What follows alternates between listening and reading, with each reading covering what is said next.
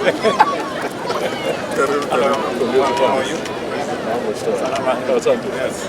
Speaker, how are you? Very good. Yes, Bwana Governor. Habari yako? Yes, Omwami. How are you, sir? Salama. Waziri, habari? Senator, how are you? Very good. Senator, habari? Magufuli. Karibu Trans Nzoia. Very good. Yes. How are you, Bwana Igonga? Very good. Hello, madam. How are you? Habari yako?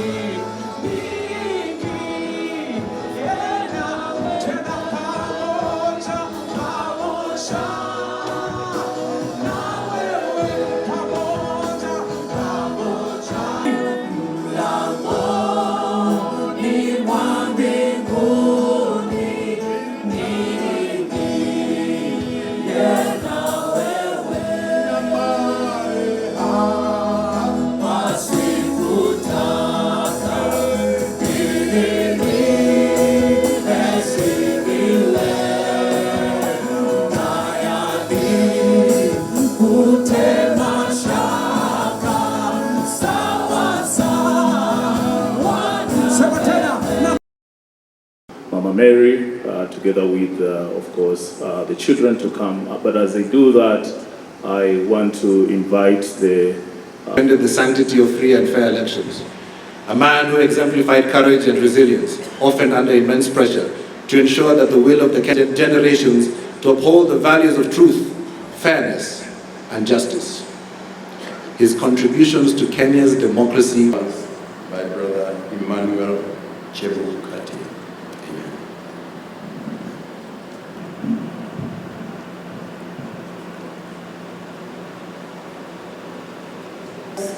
Teachers to suit their own passions.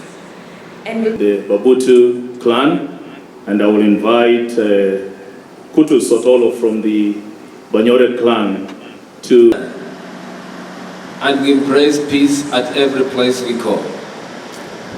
Your Excellency, be with us and be with us. I greet you all in the name of Jesus. Praise the Lord. Karibu. Thank you. Your Excellency, we thank you for considering our other sons to be with you. He and his family played a round of golf. They had family competitions was in Kenya and in South Africa, as he saw potential in them. I am already being poured out as a drink offering. Finish the race. I have kept the faith, the crown of righteousness, which the Lord... Good morning. I'm going to read with his disciples. He said to them, if we lose it, but whoever loses his life for my sake and the gospel's, thank you. Emmanuel. Community. He served as captain and chairman of both Mombasa Golf Club and Nyali Golf Club. Immediately after, he headed to Cape Town and moved democracy forward. Golf.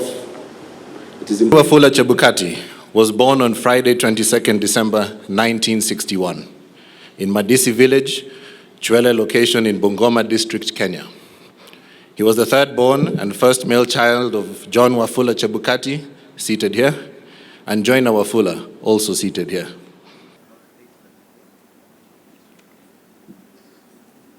Yes, good morning. All who loved his appearing. And calling the crowd to him, let him deny himself and take up his cross and follow me. School, and later Bokoli School, where he sat for the East African Certificate of Secondary. The young Chebukati got admission to the prestigious Lenana School for his A-levels. It was geography. In 1980, he was awarded the overall arts prize in his A-levels at Lenana School and gained admission into the Faculty of Law of the University of Nairobi, attempted military coup in 1982. When he enrolled in school, he immersed in the Students' Union and was involved in a lot of activities to raise funds for students while in Mombasa, where she was undertaking a training. What started out as his married. They went on to have 3 children, Zanka, providing him with the strength and support he needed to carry out his duties. Chebukati found he was a sought-after speaker at legal conferences and seminars where he shared his insights. He often took great pride in mentoring young lawyers, providing guidance and sharing knowledge for Chebukati.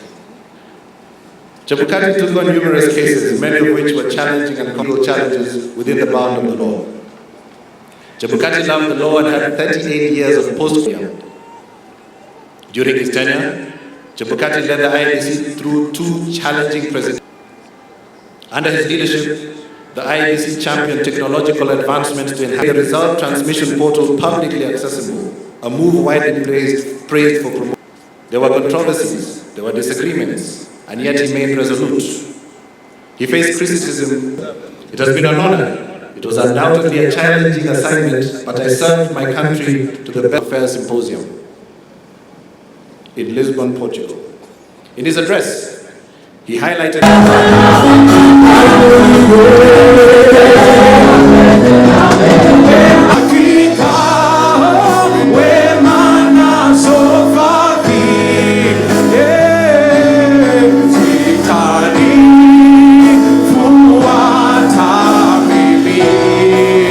Mimi kwanza nataka nichukue nafasi hii kwa niaba ya famili yangu na kwa niaba ya serikali ya taifa letu la Kenya kulete rambirambi nyingi za pole kwa mama wetu Mary na familia ya ndugu yetu Wafula Chebukati.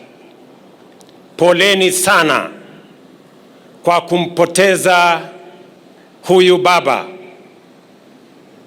mzazi na kiongozi katika taifa letu la Kenya. Poleni.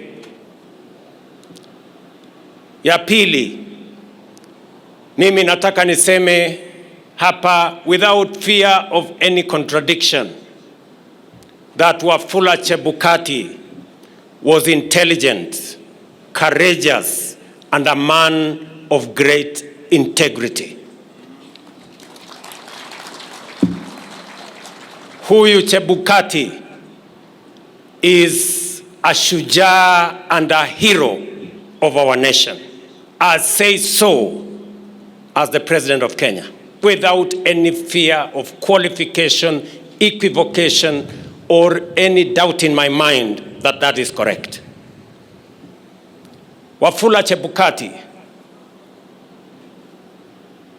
throughout his life, has demonstrated great leadership and great integrity. Wafula Chebukati did the right thing. He was intelligent and he could not be confused because he was an intelligent person. Wafula Chebukati was courageous and a bold leader. He could not be threatened. He could not be blackmailed. He did the right thing. And Wafula Chebukati was a man of integrity.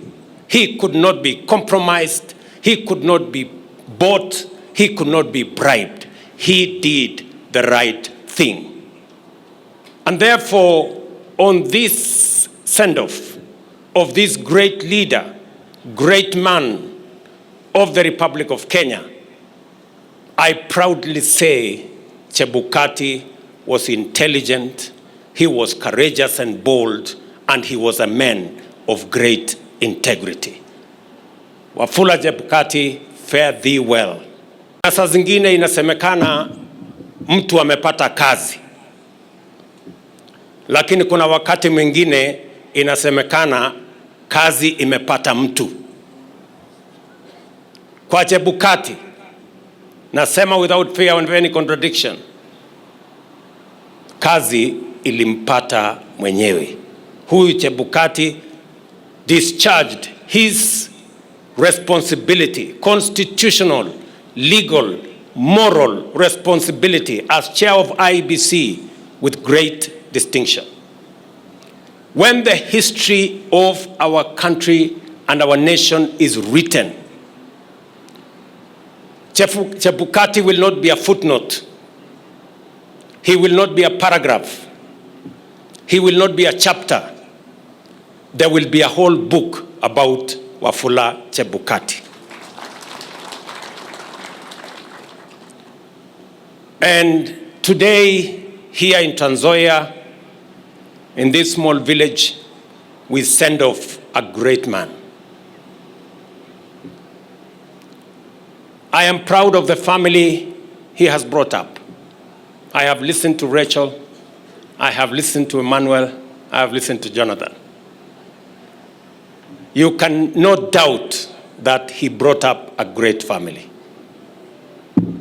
And a man is measured by the kind of family he brings up, apart from all the other things that we do. So today we are sending off Wafula Chebukati, a hero, a leader, a man who stood out. This Wafula Chebukati, if he was another person, we wouldn't be having the Kenya as we know it today. He went through great intimidation. He announced the elections under great difficulty. But he chose to do the right thing rather than be intimidated or rather than be compromised. I can say here, because this is his last post, that powerful people from the security sector, from the administration, went to Bomas to try and change the elections of 2022 with might and money and power. But Chebukati said he would rather do the right thing because he was intelligent, he was courageous, and he was a man of great integrity. Chebukati has set the bar for the leadership of our Electoral Commission very high. Many people today have to think before they apply because Chebukati has set the standard of knowing what it is that you need to do, the standard of being courageous and bold to do the right thing, and the standard on integrity. Refusing to be blackmailed, intimidated, or threatened. Na ndio sababu hiyo nakubaliana na mjumbe wenu hapa ya kwamba ile shule iko hapa karibu tutaibadilisha jina, mheshimiwa, na nitakusaidia kujenga madarasa 15 kwa hiyo shule. Pamoja na hiyo ICT umesema, because Chebukati alitumia ICT kuhakikisha integrity ya election ya taifa letu la Kenya. For the first time, we had something about making it as open as it was because of technology. And therefore, Mheshimiwa, you can take it from me, tutajenga hiyo shule kwa heshima ya huyu kiongozi Mkenya mzalendo, a patriotic citizen of the Republic of Kenya.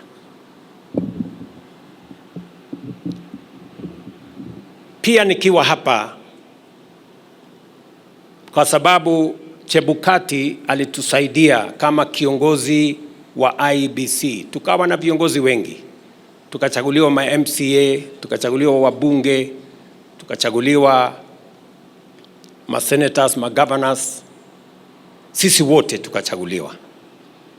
Na tuko na majukumu ya kufanya. Tumekubaliana ya kwamba hatutaki tena Kenya ya ubaguzi ama ukabila ama chuki ama migawanyiko. Kwa sababu ukabila na chuki na migawanyiko haiwezi kutusaidia kwenda mbele kama taifa. We need to move together as a nation. And it is the reason why we will make sure that development in a nation is spread across the nation without any consideration, tribal, regional, or otherwise. We spread development in this country equally. Mimi si mgeni Trans Nzoia hii kwa mambo ya maendeleo. Nimekuwa hapa, nimetembea na watu wa Trans Nzoia kwa mambo ya barabara, mambo yale mengine yote. Nakumbuka nilikuja hapa, tukaanzisha ile barabara ilimetoka pale Moi's Bridge, kakuja Kaplamai, Sibanga, mpaka maili 7 na ikaenda mpaka maili 11. Huyu mjumbe wetu Magufuli anajua. Hiyo barabara imefika maili 11. Lakini najua kwamba kuna sehemu imebaki kwa hiyo barabara. Kutoka Kaplamai mpaka Kachibora. Hiyo barabara iko shida hapo kidogo. Na mimi nataka niwahakikishie watu wa hapo Kaplamai mpaka Kachibora, niwaambie tayari yule contractor nimemrudisha. Na atakuja kukamilisha hiyo sehemu imebaki pamoja na daraja. Daraja pia haijajengwa. I have already given firm instructions that it must be completed and also the bridge must be built, and we have committed enough resources to make sure that that road is complete. Nilikuja hapa vile vile tukaanzisha barabara ya kutoka Kitale kwenda Endebess mpaka Swam. Hiyo barabara imekamilika. Kuna sections kidogo kidogo ambayo tunanyorosha, alafu pia tumejenga border post pale Swam kurahisisha mambo ya biashara kati ya Kenya na nchi yetu jirani ya Uganda. Vile tulifanya kule Mumias, ndivyo tutafanya hapa Nzoia. Tayari last week tumetangaza vile tutahakikisha kwamba Trans Nzoia vile vile tutaweka katika hali ambayo italipa wafanyikazi bila ya kuuliza pesa ya serikali, italipa wakulima kwa muda, na vile vile itatoa bonus vile ile ya Mumias imeanza. Pia niwaulize na niwashukuru kwanza wakulima wa sehemu hii kwa sababu ya bidii yenu ya kuzalisha chakula. Hapa Trans Nzoia ni gala la taifa, tukiwa pamoja na Uasin Gishu na Bungoma na sehemu zingine. Pongezi kwa yale mnafanya kama wakulima, ni mnajitolea, na mimi niliwaahidi ya kwamba serikali ya Kenya itasimama pamoja na nyinyi. Mbolea ilikuwa bei ghali sana, tumeteremsha imekuja chini. And I want to tell you, tuko na mbolea ya kutosha. Tulianza kuwa katika mastores zetu mbolea kuanzia December. And I want to assure you that there will be no shortage of fertilizer going forward. We have made proper procurement plans to make sure that we have adequate fertilizer across the nation. Hapa Trans Nzoia sio pale kwa NCPB peke yake, kuna centers zingine zimefunguliwa 9 na nimetoa amri ya kwamba sifunguliwe mpaka Jumamosi, ndio wakulima waweze kupata mbolea Jumamosi mpaka saa 11, ndio tusichelewe kuzalisha chakula tukashikwa tena na aibu ya njaa katika taifa letu. Najua kampuni ya Kenya Seed headquarters yake ni hapa Trans Nzoia. Wametusaidia sehemu kubwa, almost 60% of all seed that we plant in Kenya, especially for maize and others, come from Kenya Seed. Na walikuwa wamependekeza ya kwamba wanataka kuongeza bei ya mbegu, lakini nikawaeleza this is not the time. Bado hatujakabiliana kikamilifu na mambo ya njaa. So ile bei walikuwa wanajaribu kusukuma juu ifike 300 kwa kilo moja. Tumewaambia kama serikali warudishe mahali bei ilikuwa last year, shilingi 210. Kama kutakuwa na gap kwa mambo yao, as government we are going to provide Kenya Seed with subsidy so that they can continue to produce enough seed for the nation. Alafu tutaongea na wao wakati tunaelekea mwaka unaokuja. I am very clear in my mind that we must produce. Na tutashirikiana pamoja na nyinyi katika harakati hiyo. Mimi naona familia ya Chebukati wako katika harakati hiyo ya kuzalisha kwa minajili ya kulisha nchi yetu na kusongesha mambo ya uchumi wa taifa letu la Kenya mbele. Tulikubaliana na ndugu zangu ambao tunashirikiana na wao katika serikali ya Kenya, akiwemo Speaker wetu Moses Wetangula, akiwemo Prime Cabinet Secretary Musalia Mudavadi na viongozi wale wengine, ya kwamba tutatembea kwa pamoja. Jana tulikubaliana na kiongozi wa ODM Mheshimiwa Raila Odinga kwamba tushirikiane, sio kwa manufaa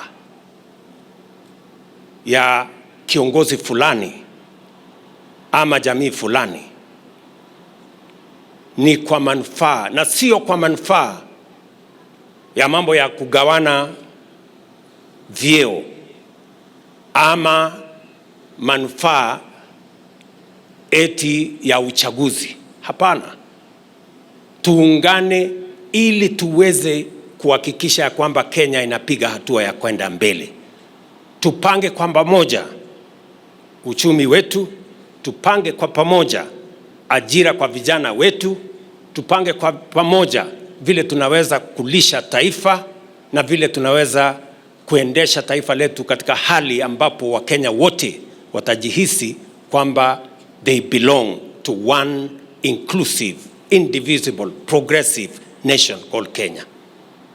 And therefore, without a doubt, I must say to all the leaders who share in the vision of a united nation, of a united, prosperous Kenya that is inclusive, that we must work together in that manner. I am a great believer that Chebukati believed in that kind of a nation. There are others who believe in other things, who believe in tribes, and they want to discuss tribes and how they are going to work with the tribes. That is your choice. We believe in a nation called Kenya. And that is why I serve as president the people who voted for me and those who did not vote for me, because they are Kenyans equally. As a person who believes in equality, equity, and justice, I will never be part of any policy that categorizes Kenyans into different categories. Siwezi, na nilisema wakati nimechaguliwa ya kwamba tutaweka uwiano wa Wakenya, umoja ya Wakenya, usawa katika taifa letu la Kenya. Hatuwezi kuendelea na mambo ambayo inagawanya wananchi katika viwango viwili. Ati kuna Wakenya wanapata vitambulisho kwa hali moja, alafu kuna Wakenya wengine wanapata vitambulisho kwa kiwango kingine. That is unacceptable, it is undemocratic, it is unconstitutional, it is illegal. And we cannot continue with that kind of parochialism. Hatuwezi kusema jamii fulani ni wagaidi. Wagaidi ni wahalifu. Na tumeona katika uhalifu kwamba haina kabila. Unakuta pale katika wahalifu wamepatikana kuna watu wa makabila zote. So I want to tell the people of Kenya that they will never again be discriminated against in the issuance of IDs on the basis of their religion, on the basis of their ethnicity, or on the basis of the region they come from. It is our responsibility as government to make sure that we protect every citizen. And for the last 2.5 years as president, we have made sure that we have secured and protected our nation. We shall continue to do that going forward without compromising any Kenyan and treating Kenyans differently. Pale nyuma tulikuwa na mfumo wa bima ya afya ambayo ilikuwa nashughulikia wale wako na kazi na wale wako na uwezo. Nimesema hatuwezi kuendelea hivyo. We want to make sure that we have a healthcare system that treats Kenyans equally. Those who have jobs, those who don't, those who are able, and those who are not able. And we are making progress. We have agreed on how we are going to deal with shortages of medicines and commodities. We have agreed on how we are going to make sure that there is equipment in our hospitals. We have a clear plan on how we are going to deliver health. Na lazima nimshukuru hawa warembo wawili. Susan Nakhumicha alianza na mimi, and she did a wonderful job. Tafadhali mpigeni makofi huyu mama. Na sasa niko na mama Deborah Mulongo Baraza ananisaidia katika harakati hiyo. And I want to promise you we are going to succeed because we know what we are doing. Nataka niulize watu wa Trans Nzoia, unajua ukiona pale katika wale watu wamejisajili, ile ya NHIF ilikuwa na watu 7,000,000. Hii ya SHA imefika watu 21,000,000 kwa sababu hata wale hawana kazi, hata wale hawana uwezo wamejumuishwa kwa sababu afya ni ya kila mtu. Sio wale wako na kazi na uwezo peke yao wanakuwa wagonjwa, kila mtu anakuwa mgonjwa. Na lazima kama serikali, kwa sababu katiba inatulazimu tuhakikishe ya kwamba afya inamfikia kila Mkenya. It is a constitutional imperative for us to make sure that we availed high health. In fact, the Constitution says of the highest standard and quality to every citizen. We are not only discharging a manifesto commitment, we are discharging a constitutional imperative. So tutashirikiana hivyo na tutahakikisha kwamba tunasonga mbele kwa pamoja. Na nataka nishukuru Mheshimiwa Speaker Moses Wetangula, yeye ndiye amekuwa convener yetu ya kutupanga ndio tuweze kukubali vile tunaenda mbele. Hata wakati tunapanga vile Kenya Kwanza itafanya kazi na ODM, we have been convened by my brother here and myself and Musalia. Although we are engaged in many other things, they have provided leadership into how to unite a nation called Kenya. This man has booked a place in the annals of history for what he did for this nation when the nation needed somebody to do the right thing. Chebukati did it. To Wafula Chebukati, fare thee well, a great man, a man of great intelligence, a man of great courage, and a man of tremendous integrity. God bless you. Asanteni sana. Today we stand here very proud, Your Excellency, because we have seen dignity in 2 consecutive funerals. The funeral of Malulu Njendi, and today we have seen dignity in the funeral of Chebukati. I'm telling you, this is a rare occurrence. Ukua kama ni hadithi ya jaba. Kwa sababu tumekuwa tukienda kwa mazishi ni fujo. Mtu anataka kutoa tu statement, apate makofi, but there are no facts. Alafu tunaharibu heshima kwa wale wamefiliwa, tunaharibu heshima kwa kanisa, tunaharibu heshima kwa sisi wote. Leo, these 2 consecutive funerals na hii ya Chebukati itufunze vana wefwe tupeane heshima kwa wapendwa wetu. Let us be respectful to our people. Your Excellency, sitaki kuenda sana. Mimi ni mchezaji wa golf kama vile Chebukati alikuwa na kama vile watoto wake wako hapo. There's one thing they say, keep your eyes on the ball so that you don't miss it. Chebukati kept his eye on the ball, and the country is where it is. At the same time, I can tell you, ladies and gentlemen, that when we talk about devolution, and I support the governor here, let us strengthen devolution. Let us make it even stronger. It is a good thing in our constitution. And I also want to admit and to let you know that in terms of resource allocation, the government of President Ruto has budgeted the highest ever for devolution. So we strengthen it, yes, but we must also encourage good governance. Mimi naomba hivi kwamba ndugu yetu Chebukati asikumbukwe kwa sababu ile cheche za maneno kwa siasa. Kwa nini? That's public life. Tungependa tumkumbuke marehemu Chebukati kwa ile mambo mengine mazuri ambayo amefanya, ambayo ni mengi. Hata wala ambao wananyoosha mikono na kusema walifanya hivi sio wasafi. Yeye alikuwa tu kwa public life, high profile job, kila kitu ambaye anafanya na kuwa scrutinized. Sisi pia tulikuwa scrutinized, ndugu zangu. Kuna mtu ambaye hatapatikana na dosari. Sisi tunataka tumpatie ndugu yetu mkono wa buriani aende, maana hatima ya binadamu ni mauti. Siku yake imefika.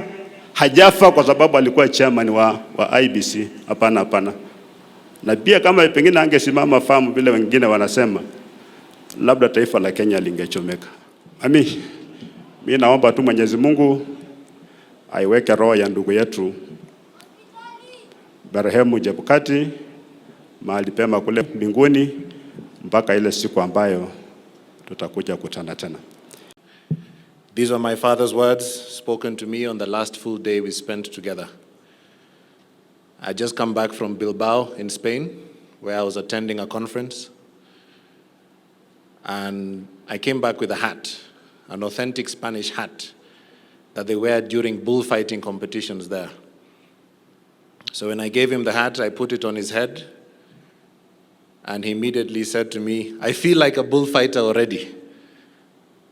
And then he went on to say, "Nobody can mess with me when I'm in my bullfighting hat." That was the Chebukati you knew, and that was the Chebukati the world knew. A man you couldn't mess with, But through my eyes and through the eyes of the family members seated here, you will see him as simply the best father, husband, brother that you could ever have. It is said that if you think Chebukati is tough and doesn't smile, then you don't know Chebukati. In my formative years, my father instilled in me a sense of responsibilities. While growing up in Nyali together, in Mombasa, he entrusted me with the responsibility of managing staff salaries and other procurement matters. Each month I would prepare a budget, present it to him for approval, collect the funds, disburse the funds, and ensure that everybody appended their signature to confirm receipt of the funds. To him, it wasn't just about the arithmetic. It was about the understanding of the value of labor and the dignity of fairness. These skills would later prove invaluable in my career. And this was my dad, the nurturer. On to high school, and it was just the two of us in Mombasa in a large 6-bedroom mansion. The rest of the family had since moved to Nairobi, but my dad had stayed behind to allow me to complete my studies. It was a special chapter in our lives, and we settled into a routine. Takeout became our staple. Monday tulikuwa tunakula mabakio ya Sunday. Tuesday tunakula terrific Tuesday pizza, the one that comes on offer. Wednesday there was tikka at the golf club. We would go and do takeout there. Eventually we realized that this is unsustainable, and we decided to teach ourselves how to cook. He would occasionally bring back mudfish from South Coast, where he had a client, and I would experiment to try and make this fish taste nice. For those who know mudfish, perhaps Speaker, you might know, it is quite frankly the most horrible fish you can ever eat in this world. But together, we made a meal out of it, and he would cook ugali and I would cook the fish. But the point was never the meals. The point was the conversations that we shared over dinner every night.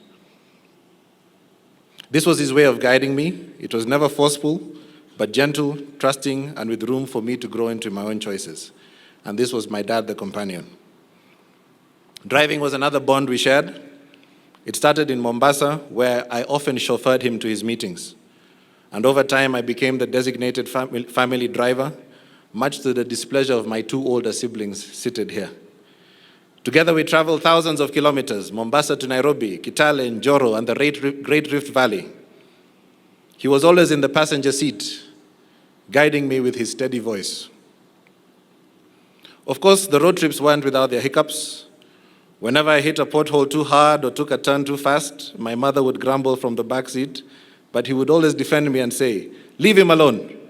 If I was driving, it would be much, much worse." And that was my dad, the unwavering supporter. Indeed, no one could mess with him, not in life and not in his final moments. Rest well, Dad. I will carry your lessons with me forever and keep your bullfighting hat safe, a symbol of the wisdom you wore so effortlessly, the strength you carried with quiet dignity, and the path that you charted for me to follow. He would say, "There is nothing you cannot do if you set your mind to it." You encouraged me to aim for the sky and to always believe in myself. You expected excellence, and rightfully so, because you worked hard to ensure you sent us to the best schools and exposed us to as many opportunities and experiences as possible. I have been told sometimes when I walk into a room, when I started working, that for a young girl you have a lot of confidence, Where do you get that from? That confidence came from my father. He always said, what he does is for his legacy. And it's not just his legacy, it's our name as well. The people who carry his name will live with that. So he was not going to do anything that would endanger our lives. So he stood by the truth, and I'm extremely proud of him for that. I recall telling him after all that if I could just be half of who you are, I think I'll be great. I'll be a successful person. I'll be amazing. And he stopped me and he said, Rachel, you're not going to be half of me. You're going to excel. You're going to be way better than me. You're going to do more than I've ever done. Because that's what I want you to do. My dad believed in improving people, improving us, giving us the best of the lives. Even though he was a young man, grew up in Bungoma, he always gave us the best. Always bought us the best of things.